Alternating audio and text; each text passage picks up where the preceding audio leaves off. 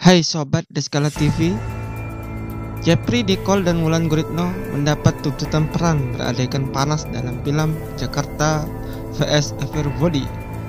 Saat jumpa pers, Wulan Guritno mengungkapkan dirinya meminta Jeffrey Nicole mandi sebelum melakoni adegan begituan dengannya.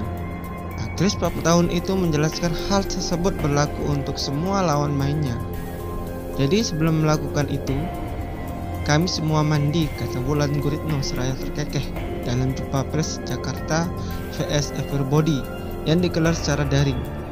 Mantan istri Adila Damitri itu menilai, mandi merupakan cara membangun kenyamanan. Menurutnya, adegan panas baru bisa terlihat nyata apabila pemain berlakon dengan nyaman. Nggak mungkin terlihat believable kalau kita nggak nyaman terangnya. Janda tiga anak itu mengaku banyak mengobrol dengan Jeffrey di luar jadwal syuting demi mendapatkan chemistry yang solid saat berakting.